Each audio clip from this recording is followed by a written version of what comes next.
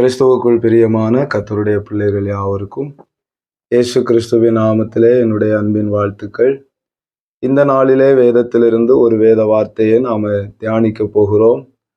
சங்கீதம் 27வது அதிகாரம் 14வது வசனம்.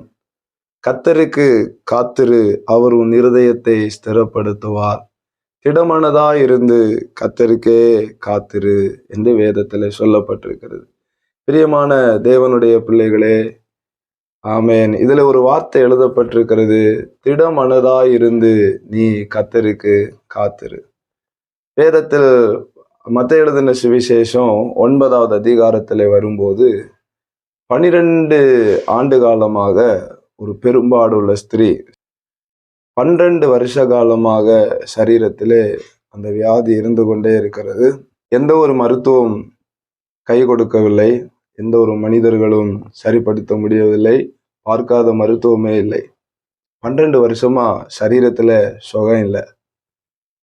ஆண்டவராய் இயேசு கிறிஸ்து அவ இருக்கிற தெரு வழியா வருகிறார் என்று சொல்லி ஒரு செய்தி வருகிறது ஆண்டுடைய ஊழிய காலகட்டத்துல. உடனே அவளுக்குள்ள ஒரு விசுவாசம், எப்படியாவது அந்த இயேசு கிறிஸ்துவை பார்க்கணும், அவரை பார்க்க முடியாவிட்டாலும் அவருடைய வஸ்திரத்தின் ஓரத்தை ஆகிலும் தொடணும். காரணம், இயேசு அற்புதம் செய்கிறவர், இயேசுவால் கூடாத காரியம் ஒன்றுமே இல்லை அப்படின்னு அந்த ஸ்திரீக்கு தெரியும்.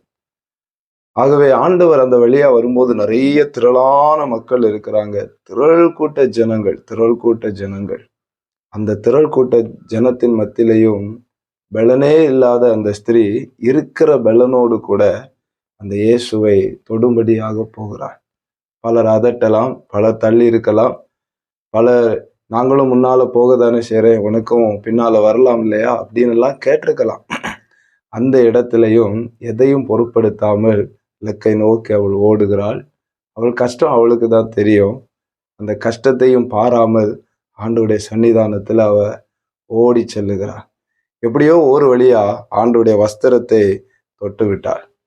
தொட்ட மாத்திரத்திலேயே கர்த்தருடைய வஸ்திரத்திலிருந்து கர்த்தருடைய வல்லமை புறப்பட்டது. இதுல என்ன விஷயம்னா, நிறைய பேர் ஆண்டவரை டச் பண்ணியிருப்பாங்க. அப்ப அவங்க மனநிலை எப்படி இருந்திருக்கும்? இந்த ஸ்திரீயின் மனநிலை எப்படி இருந்திருக்கும்? வேதம் சொல்லுகிறது, இந்த ஸ்திரீ விசுவாசத்தோடு தொட்டாள். தேவனிடத்திலிருந்து வல்லமை புறப்பட்டது. அவ வார்த்தையோ தீர்க்க தரிசனமோ இல்ல ஆண்டவர் அவளை தொடுவதோ எதுவுமே இல்லை. அவ ஆண்டவரை தொட்டாள். தொட்ட மாத்திரத்திலேயே ஒரு விடுதலை வெளிப்பட்டது. அந்த விடுதலை வந்த உடனே அவளுக்கு என்ன செய்யறதுன்னு தெரியல. ஆச்சரியம். ஆண்டவர் சொல்லாரு, திடன்கொள், உன் விசுவாசம் உன்னை ரட்சித்தது. என்னை கேட்கிற தேவ பிள்ளைகளே, ஆண்டவர் சொல்லுகிறார், திடன்கொள், உன் விசுவாசம் உன்னை ரட்சிக்கும். நீ திடமனதாயிருந்து கர்த்தருக்கே காத்திரு. உலகத்தில் உள்ள எந்த மனுஷனையும் நீ நம்பி நீ காத்திருக்க வேண்டாம். அவர்கள் சொல்லுகிற வார்த்தைகளை கண்டு நீ ஏமாந்து போக வேண்டாம். கர்த்தர் சொல்லுகிறார், கர்த்தருக்கே காத்திரு. அந்த ஸ்திரீயை கர்த்தர் விடுவித்தது போல நீ ஆண்டவரை தொடுகிறாய். ஆண்டவர்கிட்ட காத்திருக்கிறது என்பது ஆண்டவரை தொடுகிறது என்ற அர்த்தம். ஜெபிக்கிறது, ஆராதிப்பது, தேவ சமூகத்துல ஓடி போவது. ஆண்டவர் நிச்சயம் அவரிடத்திலிருந்து அந்த வல்லமையை புறப்பட பண்ணுவார். எத்தனை பேர் விசுவாசிக்கிறீங்க? இந்த ஸ்திரீயை தொட்ட ஆண்டவர் என்னையும் தொடுவார் அப்படின்னு எத்தனை பேர் ஆண்டவரை விசுவாசிக்கிறீங்க? தேவன் தாமே இந்த வார்த்தைகளின் மூலம் உங்களை ஆசீர்வதிப்பாராக. ஆமென்.